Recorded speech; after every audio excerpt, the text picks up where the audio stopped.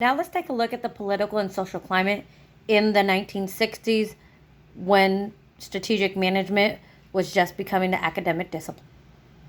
The 60s began with John F. Kennedy Jr., also known as JFK, becoming the first Catholic president of the United States, and continued with Martin Luther King Jr. leading civil rights protests in Selma, Alabama, and all throughout the southern United States. The year 1963 saw a lot of ups and downs. Famously, the March on Washington is where Martin Luther King gave his famous I Have a Dream speech, but it also tragically was the year where JFK was assassinated in Dallas, Texas.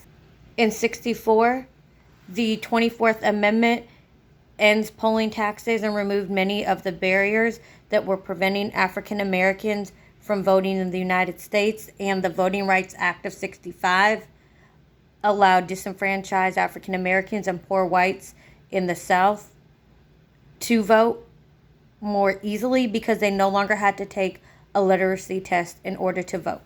And as many people are aware, the South in rural areas, especially for poor whites and African Americans, education system isn't as good.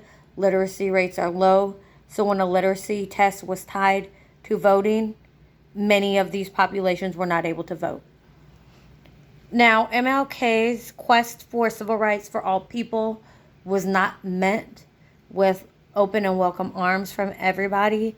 And in the year 1968 is where MLK was assassinated in Memphis, Tennessee, on the balcony of the Lorraine Motel.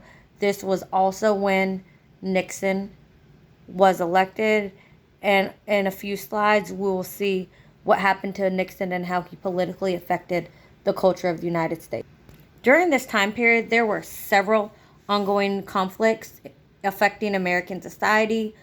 One of them, most famously, was the Vietnam conflict, where over the course of several years, over 475,000 troops were sent over to Vietnam, resulting in over 40,000 deaths of U.S. soldiers over the course of the 60s. The Cold War also continued into the 60s, although it never turned violent. It also occupied many aspects of American democracy and politics for decades to come on the world stage, especially concerning our relationships with other countries. Even with the unfortunate death of Dr. King, the civil rights movement didn't skip a beat.